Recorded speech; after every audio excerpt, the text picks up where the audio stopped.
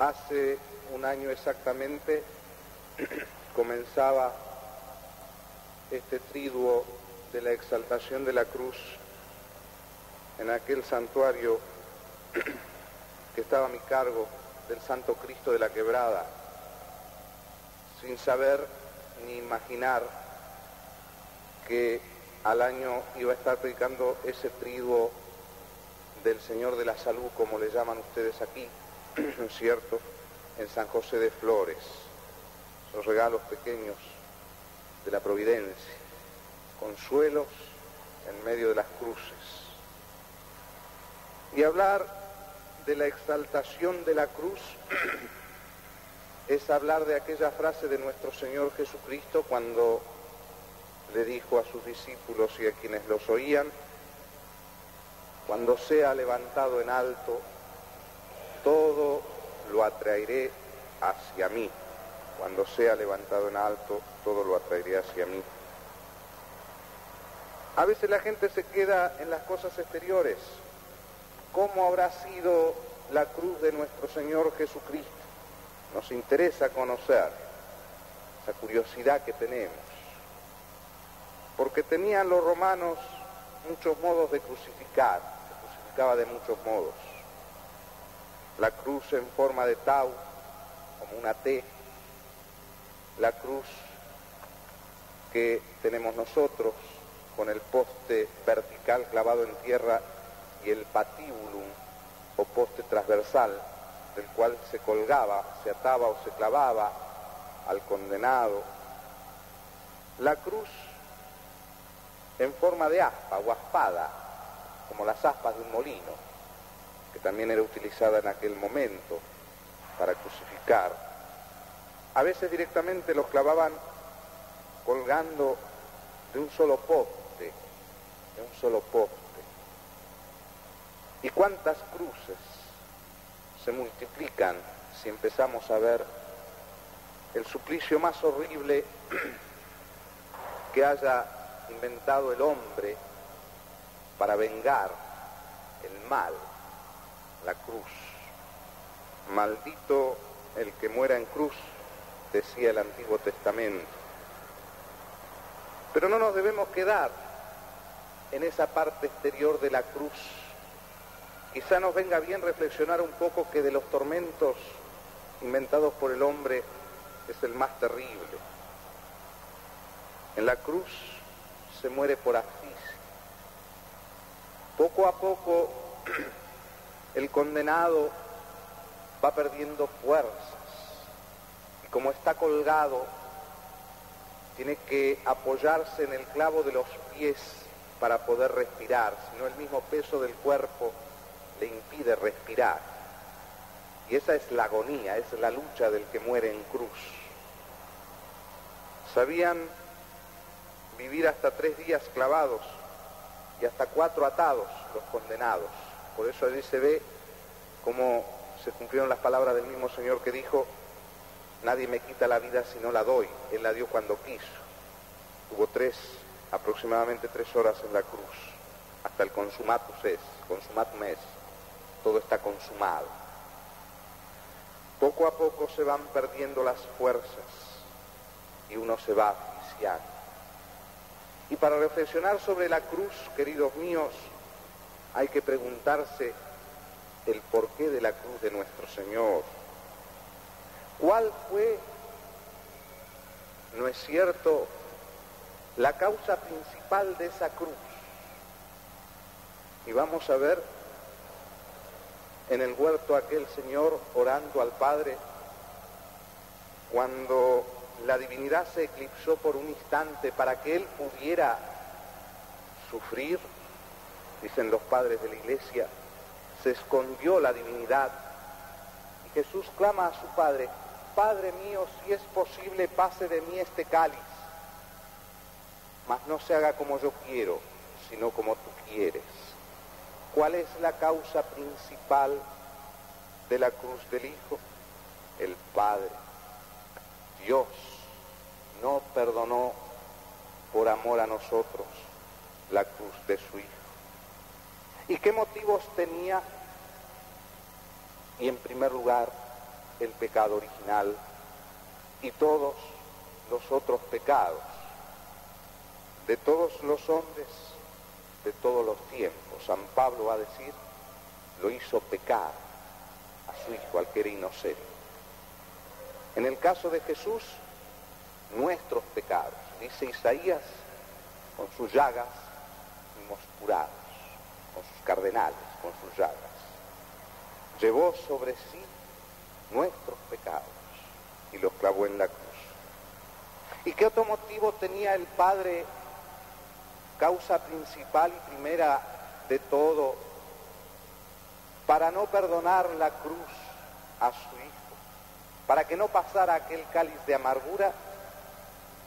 El amor por los hombres, el loco amor de Dios por nosotros, porque nos amó hasta el fin, y nos amó tanto que el Señor Jesús extendió los brazos en la cruz para mostrar el amor que el Padre nos tiene y que nos amó primero.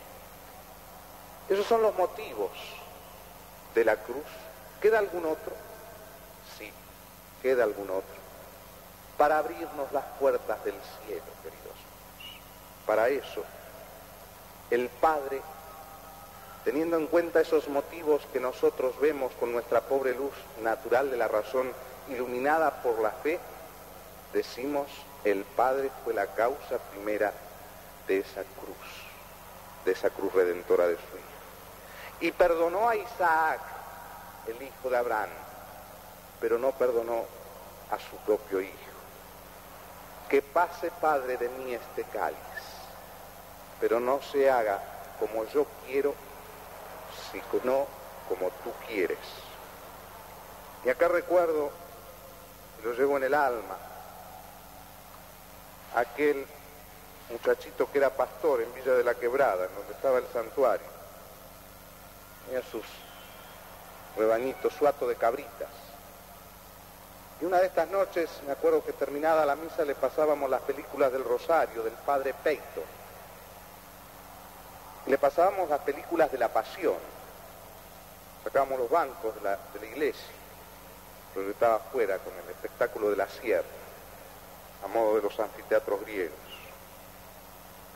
Y yo observaba, y lo veo a este muchacho, no muy inteligente, porque Dios no eligió a los sabios y a los prudentes. No hay muchos sabios y prudentes entre vosotros, decía Pablo, sino a este que era un buen pastor, era lo único que sabía hacer, lo único que había hecho en su vida. Y todos estaban sentados y él estaba de rodillas viendo el misterio de la crucifixión de nuestro Señor. Entonces me acerqué y le dije, sentate, Francisco. Y me dijo en su sencillez, yo no puedo estar sentado mientras mi Señor está sufriendo. Qué lindo ejemplo para nosotros. En nuestras cruces, porque todos tenemos una cruz, o muchas cruces. ¿Qué es cruz, Padre?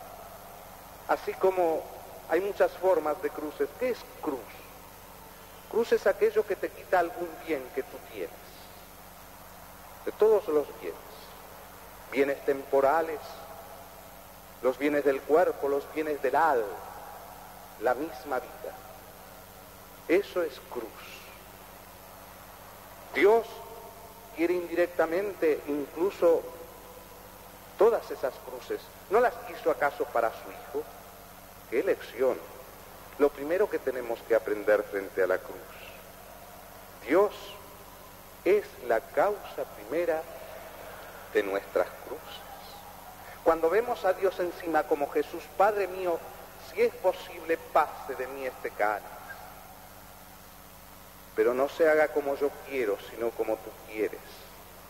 Y el mismo Señor recibió aquel mandato de Pilato, ibi crucem, irás a la cruz.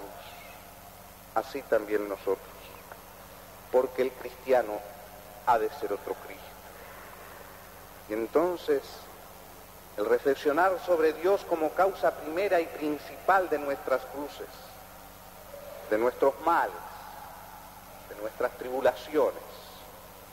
Es consolador, es dulce y saludable, porque así empezamos a ver a Dios, la mano misteriosa de ese Dios, a través de todas las criaturas. Puede querer incluso indirectamente el mal físico, no el mal moral. El mal moral lo permite, porque no lo puede querer, que es el pecado, pero lo permite. Y lo permite, ya vamos a ver para qué. Pero entonces no importa el instrumento de nuestras cruces, os dais cuenta, queridos hermanos.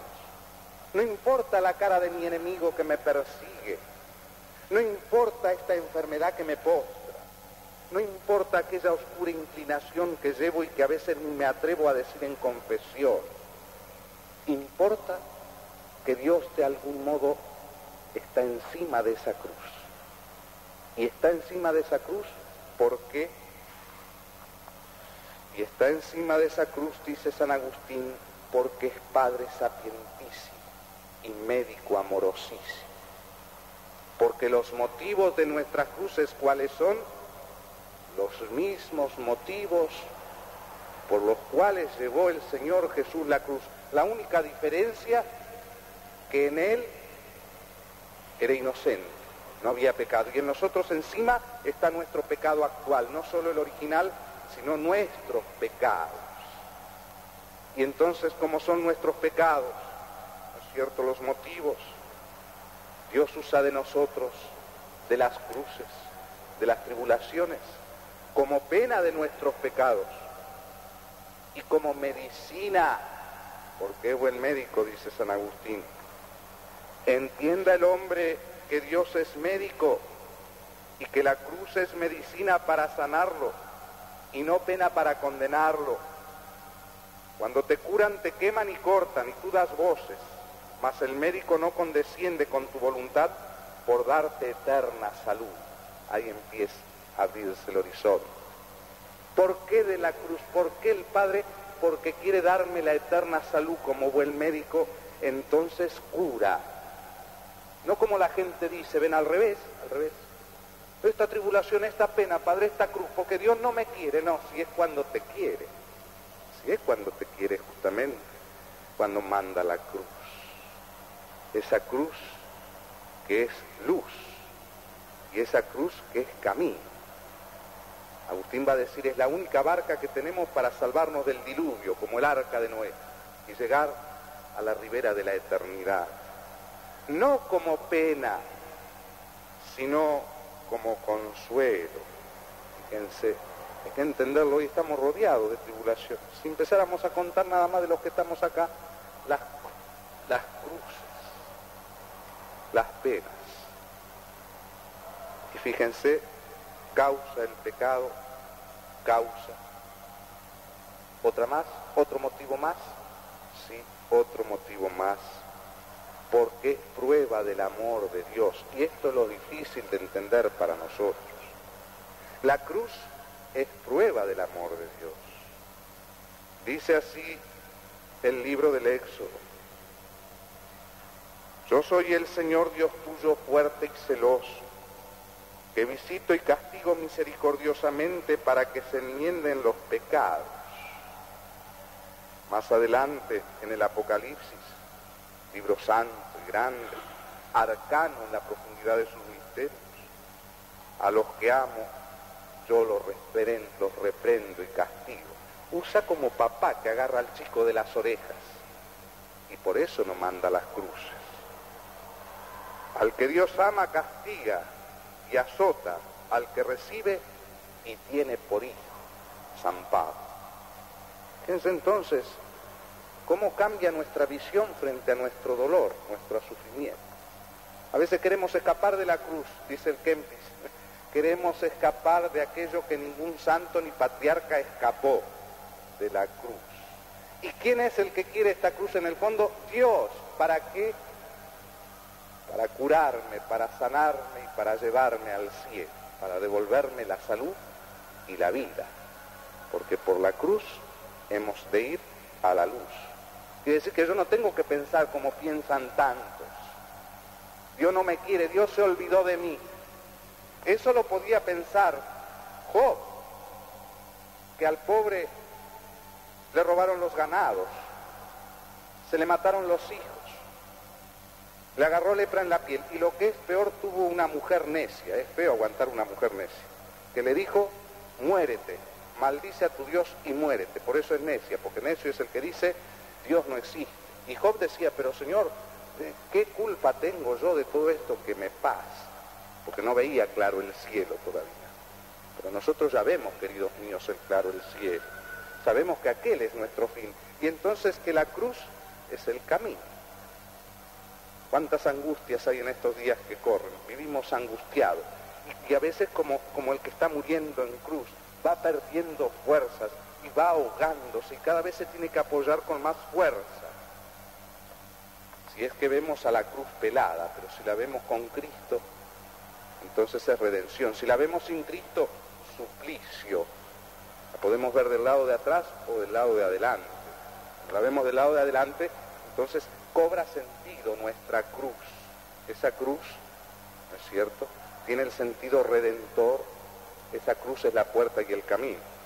¿Quiere decir, padre, que tengo que empezar a pensar al revés? Sí, al revés tienes que empezar a pensar.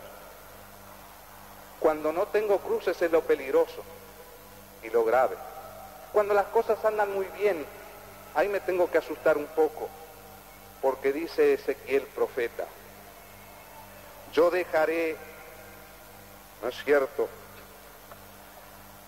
el amor que tengo por ti, el celo que tengo por ti, y alzaré la mano, no me enojaré más, porque me has provocado a esto con todas tus maldades. Quiere decir que cuando Dios lo deja al pecador, lo abandona, no le manda cruces, es porque ya está cansado, sus maldades lo tienen agotado, entonces ya no se preocupa.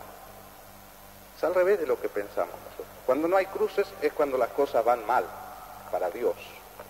Nos puede abandonar, dice el libro del Apocalipsis: Dios corre el candelero y entrega a los hombres a sus propios deseos, los abandona, se despeña, no le manda cruz, porque la cruz es como el bisturí del médico, y cuando hay bisturí puede haber salud, pero si no hay bisturí no va a haber salud, y lo tenemos es por experiencia, queridos míos. ¿Qué si no la cruz es la que nos acerca, y este es el tercer bien de la cruz, y nos hace confiar solo en Dios? Ese es el hombre lleno de sí mismo. Viene la cruz y lo tumba, ¿eh? Aquel muchacho que, deportista grande, hermoso, y de golpe un accidente, y la cruz, padre, y postrado 20 años, y la cruz, padre, y fue esa cruz la que le hizo tender los brazos hacia su Padre del cielo y colgarse solo de él. ¿Cómo aprovechamos nuestras cruces? Esa es la pregunta de este primer día de la exaltación de la cruz.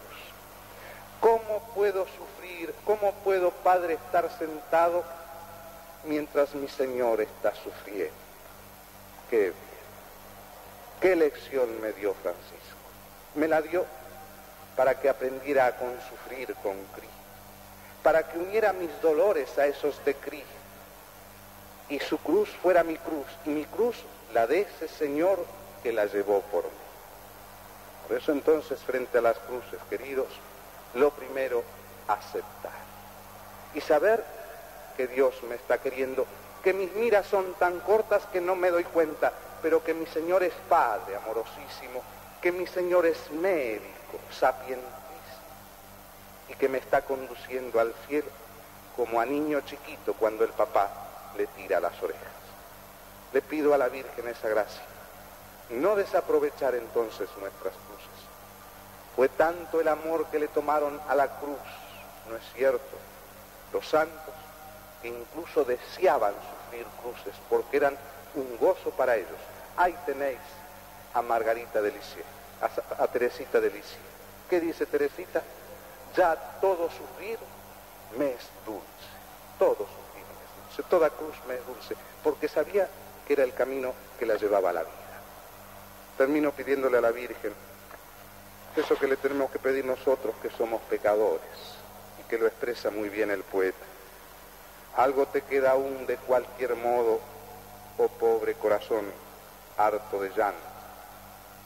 Una cosa te queda sobre todo, una cosa te queda y es ser santo. Yo no te niego que has sufrido tanto, yo no te niego que has perdido todo, pero aún puedes hacer oro del lodo, perlas con las gotas de tu llanto. Tú sabes que hay un Dios y que Él ha muerto. Entiéndelo una vez, por ti tú sabes muy bien que Él tiene el corazón abierto, por ti, que es digno que por Él te enclaves y que si quieres puedes, esto es cierto, morir por Él entre tormentos graves. Que la Virgen Madre nos dé la gracia de aprovechar la cruz. En el nombre del Padre, del Hijo y del Espíritu Santo.